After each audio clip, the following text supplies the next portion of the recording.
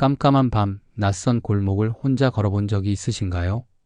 아무것도 보이지 않는 어둠 속에서 등 뒤로 누군가의 시선이 느껴지는 것 같은 그 순간, 심장이 빠르게 뛰고 발걸음이 저절로 빨라지는 경험 말입니다. 그때 우리가 두려워하는 것은 무엇일까요?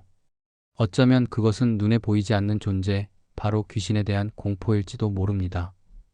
놀라운 사실이 하나 있습니다. 귀신 이야기는 어느 한 나라에만 있는 것이 아닙니다. 한국에도, 일본에도, 중국에도, 태국에도, 유럽에도, 미국에도 귀신 이야기가 있습니다. 언어도 다르고, 종교도 다르고, 역사도 전혀 다른 사람들이 수천 년 동안 놀라울 정도로 비슷한 이야기를 전해왔다는 사실, 이것은 단순한 우연이라고 보기 어렵습니다. 문화심리학자들은 이렇게 말합니다. 귀신은 단순히 무서운 존재가 아니라 그 나라 사람들이 무엇을 두려워하고 무엇을 바라는지를 보여주는 거울과 같다고요. 한국의 귀신에는 한국인의 마음이 담겨 있고, 일본의 귀신에는 일본인의 마음이 담겨 있으며, 서양의 귀신에는 서양 사람들의 세계관이 녹아 있습니다. 그래서 각 나라의 귀신 이야기를 들여다보면 그 문화의 깊은 속마음을 읽을 수 있습니다. 오늘은 동양과 서양을 넘나들며 세계 각국의 귀신 이야기를 함께 살펴보겠습니다. 한국의 처녀 귀신부터 일본의 월령, 중국의 강시, 태국의 떠도는 홀령, 유럽의 성에 나타나는 유령, 그리고 미국의 도시괴담까지. 나라는 달라도 인간이 죽음 앞에서 느끼는 공포와 궁금증은 놀랍도록 닮아 있었습니다. 그렇다면 도대체 왜 모든 나라에 귀신 이야기가 있는 걸까요? 학자들은 그 첫 번째 이유로 죽음에 대한 궁금증을 꼽습니다. 인간은 지구 위의 수많은 생물 가운데 자기 자신이 언젠가 반드시 죽는다는 사실을 인식하는 거의 유일한 존재입니다. 다른 동물들은 눈앞에 닥친 위험을 본능적으로 피하지만 인간만은 아직 오지 않은 죽음을 미리 생각하고 두려워합니다. 이것이 바로 인간이 가진 가장 근본적인 공포이자 동시에 가장 깊은 궁금증의 출발점이기도 합니다. 사람은 누군가 세상을 떠나면 자연스럽게 이런 질문을 하게 됩니다. 죽으면 정말 모든 것이 끝나는 것일까? 영혼이라는 것이 정말 존재하는 것일까? 죽은 사람은 어디로 가는 것일까? 그리고 먼저 떠난 사랑하는 사람을 다시 만날 수 있는 것일까? 이 질문들은 시대와 문화를 초월하여 모든 인간이 한 번쯤은 품어보는 물음입니다. 고대 이집트인들은 죽은 뒤에도 삶이 이어진다고 믿어 거대한 무덤을 만들었고, 그리스인들은 저승세계를 상상하여 수많은 신화를 남겼습니다. 동아시아에서는 조상의 영혼이 후손을 지켜본다고 믿으며 제사를 지내왔고, 불교 문화권에서는 49일 동안 영혼이 이승과 저승 사이를 떠돈다고 여겨왔습니다. 결국 귀신 이야기의 뿌리에는 죽음 이후에도 무언가가 계속되기를 바라는 인간의 간절한 마음이 자리 잡고 있습니다. 사랑하는 사람이 완전히 사라지는 것이 아니라 어딘가에 여전히 존재하고 있을지도 모른다는 희망, 그것이 세계 어디서든 유령과 영혼에 대한 이야기를 만들어낸 가장 원초적인 동기라고 할 수 있습니다. 두 번째 이유는 사람들이 실제로 겪었지만 도저히 설명할 수 없었던 경험들입니다.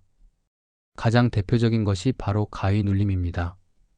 잠에서 깨어났는데 몸이 전혀 움직이지 않고 가슴 위에 무언가가 올라앉아 짓누르는 듯한 느낌이 들며 방 안 어딘가에 검은 그림자 같은 존재가 서 있는 것이 보이는 경험 말입니다.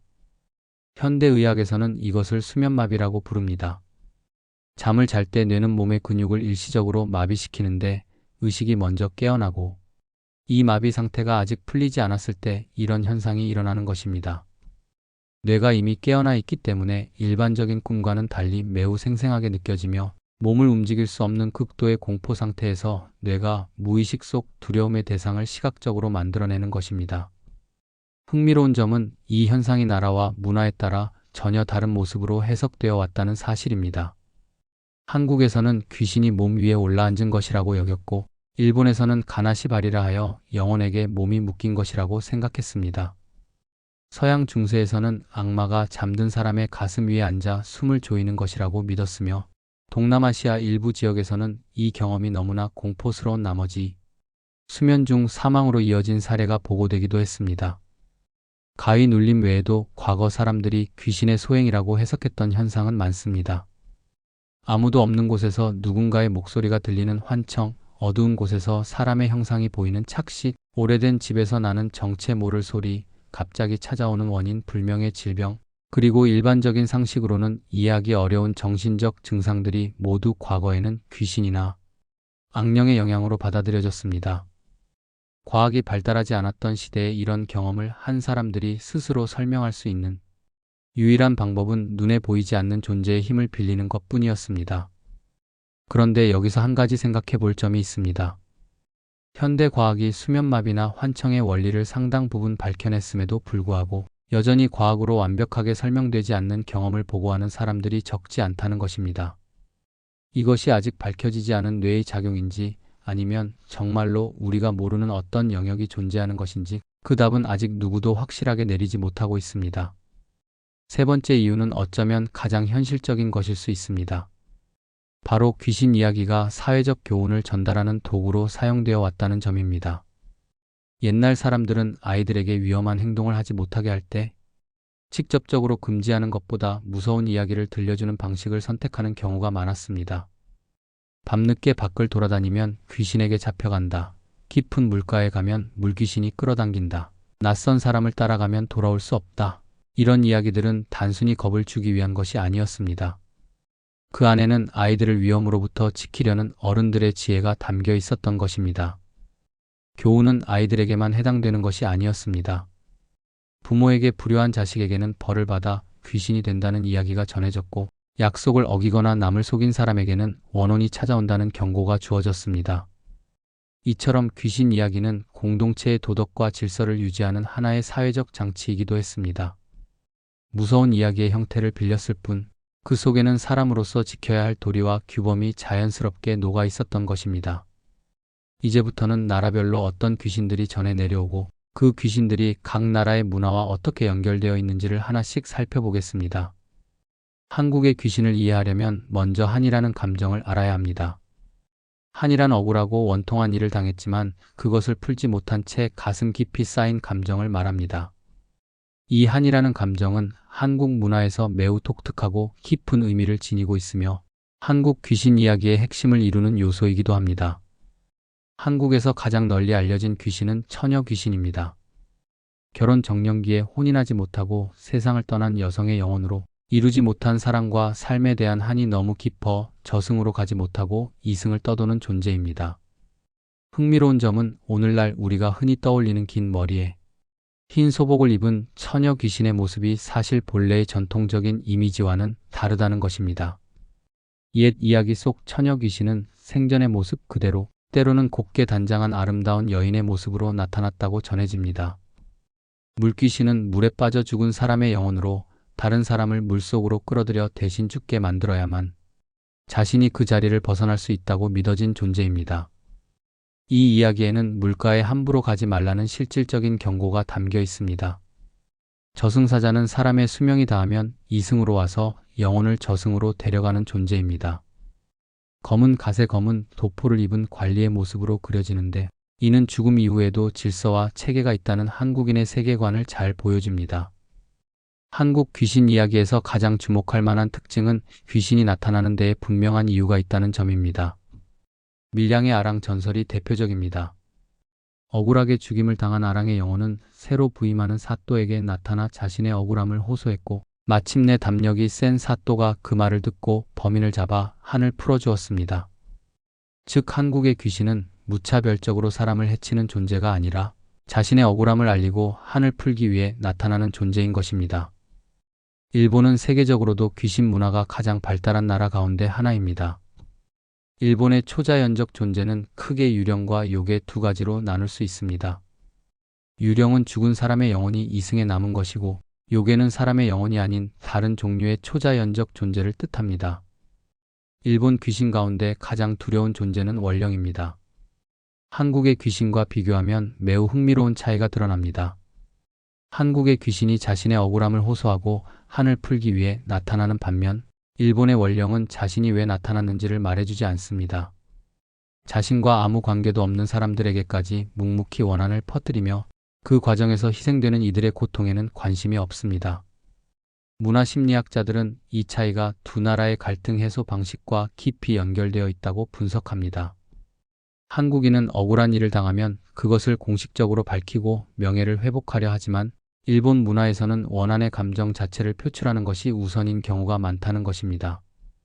일본의 요괴 문화 역시 독특합니다. 온이라 불리는 뿔 달린 거인은 지옥에서 죄를 지은 인간을 처벌하는 역할을 맡고 있다고 전해지며, 산과 숲에 사는 댕구는 수호자이면서 동시에 파괴자의 성격을 지닌 존재로 알려져 있습니다. 물속에 사는 가파는 장난을 좋아하지만 때로는 사람을 물속으로 끌어들이는 위험한 존재이기도 합니다. 이처럼 일본의 요괴들은 선과 악이 분명하게 나뉘지 않는 다면적인 성격을 가지고 있어서 단순한 공포의 대상을 넘어 일본 문화의 깊이를 보여주는 존재들이라 할 수 있습니다. 일본의 귀신 문화는 현대에도 강력한 영향력을 발휘하고 있습니다. 긴 검은 머리와 흰옷의 유령 이미지는 전 세계 공포 문화의 상징이 되었으며, 현대 만화나 게임에서도 요괴는 여전히 중요한 소재로 활용되고 있습니다. 중국의 귀신 문화는 수천 년에 걸친 조상 숭배 전통과 깊이 연결되어 있습니다. 고대 중국인들은 세상 모든 것에 영혼이 깃들어 있다는 범신론적 세계관을 가지고 있었고, 하늘의 신인 천신, 땅의 신인 지기, 그리고 사람의 영혼인 인기로 나누어 귀신의 체계를 세웠습니다. 유교, 불교, 도교 세 가지 사상이 오랜 세월에 걸쳐 서로 영향을 주고받으면서 중국만의 독특한 귀신 문화를 만들어낸 것입니다. 중국에서 가장 널리 알려진 귀신 가운데 하나는 아귀입니다. 아귀란 생전에 탐욕스러운 삶을 살았거나 악행을 저질러 벌을 받게 된 영혼으로 죽어서도 끝없는 굶주림에 시달리는 존재입니다. 불교 경전에 따르면 아귀는 모기 바늘처럼 가늘어 아무리 먹어도 배가 차지 않는다고 전해집니다. 이 이야기 속에는 살아있을 때 욕심을 부리면 죽어서도 그 대가를 치르게 된다는 강력한 도덕적 경고가 담겨 있습니다. 강씨는 중국을 대표하는 또 하나의 초자연적 존재입니다. 관 뚜껑을 열고 나온 시체가 팔을 앞으로 뻗은 채 콩콩 뛰어다니는 모습으로 잘 알려져 있는데, 그 유래에는 흥미로운 역사적 배경이 있습니다.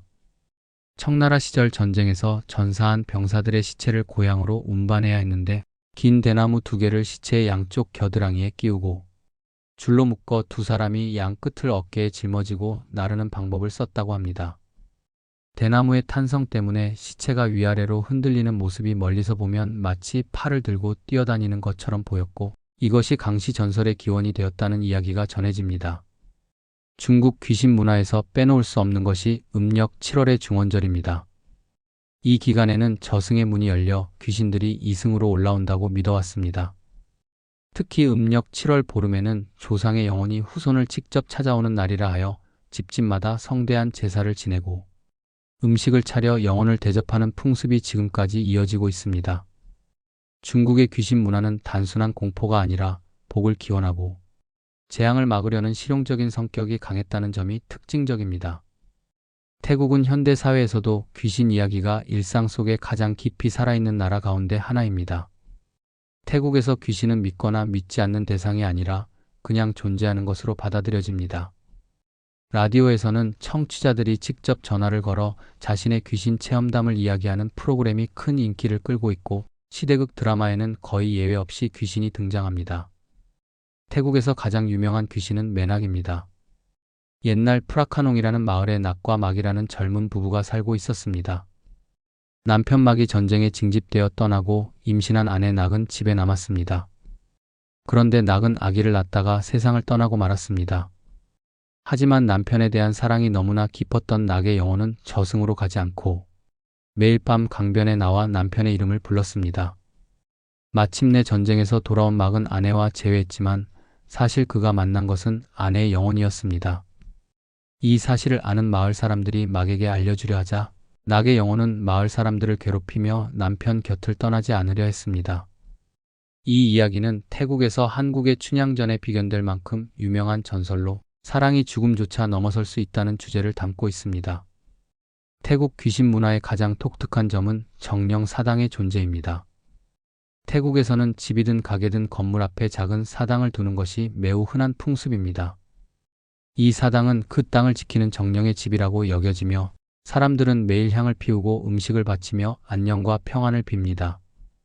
이는 인간이 땅의 주인이 아니라 이미 영적 존재가 자리 잡고 있던 공간에 잠시 머무는 손님과 같다는 인식에서 비롯된 것입니다. 흥미로운 것은 불교 사원이 바로 옆에 있어도 사람들이 먼저 이 정령 사당에 인사를 한다는 점입니다. 불교가 다루는 깨달음이나 윤회의 문제와 일상의 안전이나 장사나 건강과 같은 현실적인 문제를 서로 다른 차원으로 나누어 받아들이는 것이 태국인들만의 독특한 사고 방식이라고 할 수 있습니다. 유럽의 귀신 문화는 중세시대부터 수백 년에 걸쳐 형성되어 왔으며 기독교의 세계관과 깊이 연결되어 있습니다. 유럽에서 귀신은 종종 악마나 지옥의 존재와 관련지어 해석되었고, 동양처럼 조상의 영혼을 모시는 문화보다는 죽은 자의 영혼이 이승에 머무는 것 자체를 불길하게 여기는 경향이 강했습니다. 유럽 전역에 가장 널리 퍼져 있는 유령은 백의의 여인입니다. 흰옷을 입은 이 여성의 유령이 오래된 성이나 숲, 다리 위에 나타난다는 이야기는 독일, 영국, 체코 등 유럽 곳곳에서 전해지고 있습니다. 대부분 비극적인 사랑이나 억울한 죽음을 겪은 여성이 유령이 되어 나타난다는 내용인데, 흥미롭게도 이 구조는 한국의 처녀 귀신 이야기와 놀라울 정도로 닮아 있습니다. 머리 없는 기사가 말을 타고 나타난다는 전설도 유럽 각지에 전해지며, 오래된 성에는 저마다 하나쯤 유령 이야기가 붙어 있을 정도로 성과 유령의 조합은 유럽 공포 문화의 상징이 되었습니다. 유럽 귀신 문화에서 빼놓을 수 없는 것이 흡혈귀 전설입니다. 죽은 자가 무덤에서 되살아나 산 사람의 피를 빨아먹는다는 이야기는 동유럽 전역에 퍼져 있었는데, 학자들은 이 전설의 배경에 14세기 유럽을 휩쓴 흑사병이 있다고 분석합니다. 감염 원인을 알 수 없는 전염병이 돌면서 유럽 인구의 절반 가까이가 사망하는 참혹한 상황 속에서 사람들은 병에 걸렸다가 살아 돌아온 사람을 무덤에서 되살아난 자로 의심하기도 했습니다. 이런 공포와 혼란이 흡혈귀 전설을 만들어내는 토양이 되었고, 이후 19세기 말에 쓰여진 유명한 공포소설이 전 세계에 흡혈귀라는 존재를 각인시키는 결정적 역할을 했습니다. 미국의 귀신 문화는 유럽이나 아시아와는 성격이 다릅니다. 역사가 상대적으로 짧은 대신 전 세계에서 모여든 다양한 민족의 문화가 섞이면서 독특한 형태의 괴담이 발달했는데, 그것이 바로 도시전설입니다. 도시전설이란 사실이 아닌데도 많은 사람이 사실이라고 믿는 이야기를 말합니다. 민속학자들은 도시전설의 조건으로 세 가지를 꼽았습니다. 첫째, 일상적인 이야기여서 강한 호소력을 가질 것. 둘째, 실제로 있을 법한 것에 근거할 것. 셋째, 의미 있는 교훈이나 도덕적 규범을 담고 있을 것. 이 세 가지를 보면 도시전설이란 결국 현대판 귀신 이야기라고 할 수 있습니다. 미국에서 가장 유명한 도시전설 가운데 하나는 거울 속 유령 이야기입니다. 밤에 불을 끄고 거울 앞에 서서 특정한 이름을 3번 부르면 마녀로 처형당한 여인의 유령이 거울 속에서 나타나 자신을 불러낸 사람을 해친다는 것입니다. 이 이야기는 아이들 사이에서 담력 시험처럼 퍼져나갔고, 지금까지도 미국 어린이들 사이에서 전해지고 있습니다. 끝없이 이어지는 외딴 도로에서 낯선 여성을 태워주었는데 뒷좌석에서 갑자기 사라져 버렸고, 알고 보니 그녀는 몇 년 전 바로 그 장소에서 사고로 죽은 사람이었다는 이야기도 미국의 대표적인 도시전설입니다. 미국 도시전설의 특징은 인터넷 시대에 들어서면서 그 확산 속도와 범위가 폭발적으로 넓어졌다는 점입니다. 과거에는 입에서 입으로 전해지던 괴담이 이제는 온라인 게시판과 사회관계망을 통해 순식간에 퍼져나가면서 창작된 이야기가 마치 실제 목격담처럼 받아들여지는 현상도 일어나고 있습니다. 이는 기술이 발전해도 인간의 공포심과 미지의 것에 대한 호기심은 사라지지 않는다는 것을 보여주는 흥미로운 현상이라고 할 수 있습니다. 지금까지 한국, 일본, 중국, 태국, 유럽, 미국의 귀신 이야기를 살펴보았습니다. 나라마다 언어도 다르고 종교도 다르고 역사도 전혀 다른데 놀라울 정도로 비슷한 요소들이 반복적으로 나타난다는 사실을 알 수 있었습니다. 첫째, 억울하게 죽은 영혼이 이승에 남아 복수하거나 한을 풀려 한다는 이야기는 한국의 처녀 귀신, 일본의 원령, 유럽의 백의의 여인 등 거의 모든 문화권에 존재합니다. 둘째, 물과 관련된 귀신도 공통적으로 나타납니다. 한국의 물귀신, 일본의 갓파, 유럽의 물의 정령 등 물가에서 사람을 끌어들이는 존재에 대한 이야기가 세계 곳곳에 전해지고 있습니다. 셋째, 귀신은 거의 예외 없이 밤에 출몰하며 폐가나 우물이나 성이나 묘지 같은 특정 장소에 머무는 것으로 묘사됩니다. 넷째, 귀신이 산 사람의 삶에 직접적인 영향을 미친다는 믿음 역시 동서양을 가리지 않고 나타납니다. 인류학자들은 이러한 공통점이 인간이라는 종이 가진 보편적인 심리에서 비롯된 것이라고 설명합니다. 죽음에 대한 공포, 설명할 수 없는 현상에 대한 두려움, 사랑하는 사람을 잃은 슬픔, 이런 감정은 어느 시대, 어느 나라 사람이든 똑같이 느끼는 것이기 때문에 자연스럽게 비슷한 이야기가 만들어질 수밖에 없다는 것입니다. 한편 종교적이고 영적인 관점에서는 이 공통점을 전혀 다르게 해석하는 사람들도 있습니다. 서로 교류가 없었던 문명들이 이토록 비슷한 경험을 보고하는 것은 실제로 영혼이나 영적 존재가 있기 때문이라는 것입니다. 문화가 다른 곳에서 동시에 같은 현상이 나타난다면 그것은 단순한 상상이 아니라 무언가 실제하는 것의 반영일 수 있다는 주장입니다. 현재까지 이 두 가지 해석 가운데 어느 한쪽이 과학적으로 완전히 증명되거나 반증된 상태는 아닙니다. 다만 분명한 것은 인간이 존재하는 한 귀신 이야기는 계속될 것이라는 점입니다. 그것이 뇌가 만들어낸 환상이든 정말로 우리가 아직 이해하지 못하는 세계가 존재하는 것이든 죽음 너머의 세계에 대한 인간의 궁금증은 결코 사라지지 않을 것이기 때문입니다. 오늘은 여기까지입니다. 시청해주셔서 감사합니다. 구독, 좋아요, 알림 설정은 큰 힘이 됩니다.